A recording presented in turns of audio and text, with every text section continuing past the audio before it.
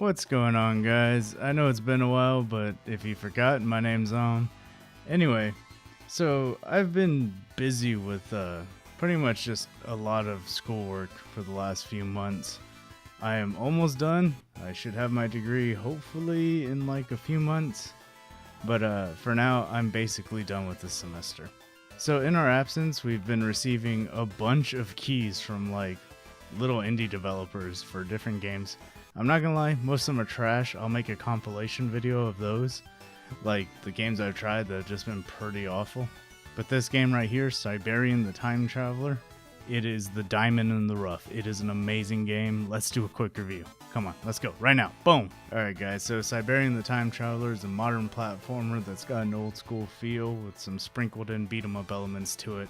So honestly, what's not to enjoy? So booting it up, we're greeted with the tagline, "Winners don't use saves," and that gets me all giddy inside. However, after playing it, there is actually no saving, but there are checkpoints, and I kind of wish there weren't checkpoints, but I understand why they did it, because this game would have been incredibly frustrating to beat. To me, this hurts its replayability, mainly because I like roguelike games. If you're easily frustrated or you're not that great at platformers, this will be incredibly helpful for you. Alright, that's enough for the rough overview. Let's actually break it down. So the combat is pretty simple. It mainly includes a 3-hit combo, however there are some timed elements. If you hit the combo too fast, you'll pause, which leaves you open to be attacked. This is something the game teaches you at the very beginning, however. So it's actually pretty easy to learn, and as long as you don't get flustered, you'll be okay. That being said, this is the only time they'll actually tell you how to do anything in this game. So they follow the golden rule of platformers very well. They do introduce a lot of things, you see it, you can immediately learn what it is without having any screen prompts. So kudos to them on that.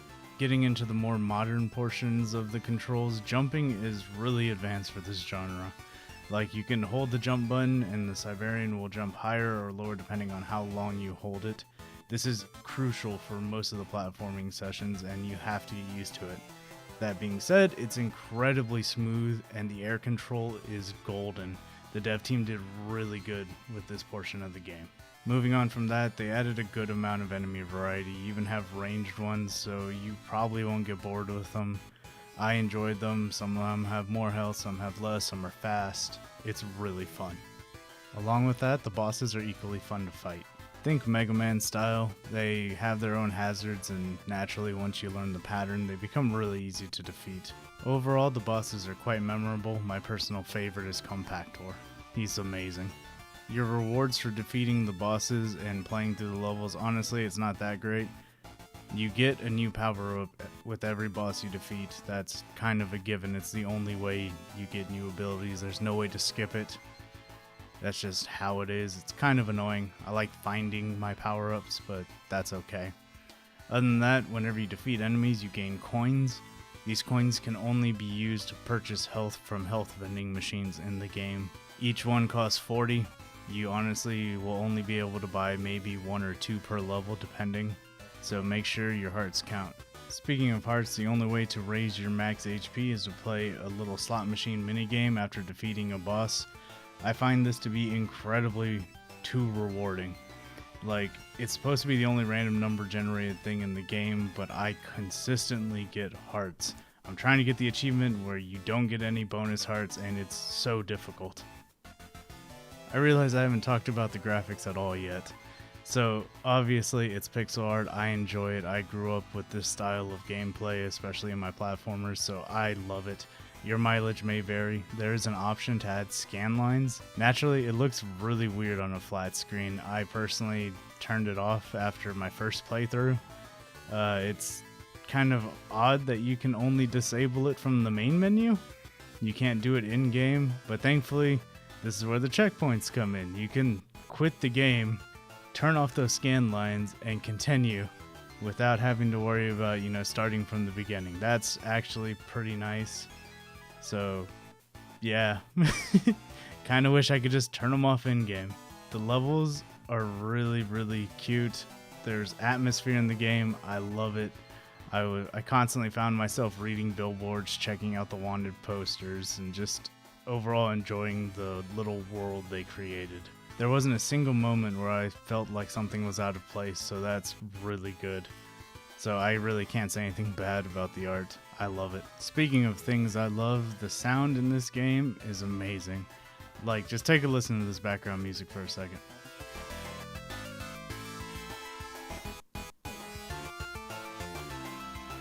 The music is great. They blend in perfectly with the gameplay. It matches the atmosphere.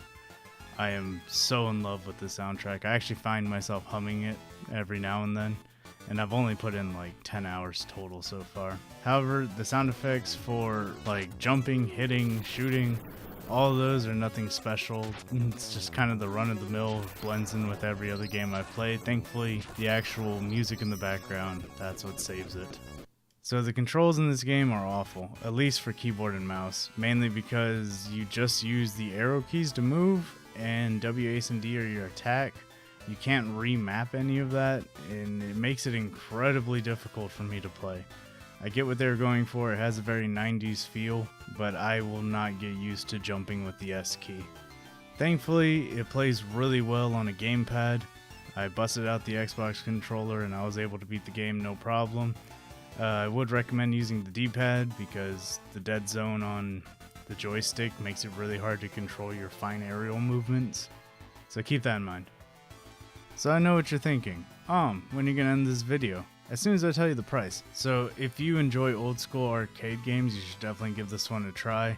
It comes in at about $5.99, however it's currently on sale for $5.09 until November 16th. If you don't like this genre of gameplay, well then what's wrong with you? If you're curious about this kind of genre, this is a good opportunity to do so, especially with the checkpoints and stuff like that. It makes it really friendly to new players. I'm having a lot of fun with it. I'm trying to 100% this game. It's just so difficult not to get hearts. Also, if any of the devs are watching this, please port this game to the Switch. I will buy it in a heartbeat. I need this in my collection of little platformers and stuff. It would be perfect. Anyway guys, that's gonna do it for this video. So like the video if you liked it, get subscribed if you're new here. And if you want to pick up this game, I'm gonna put a link in the description. Like I said, I got this game for free.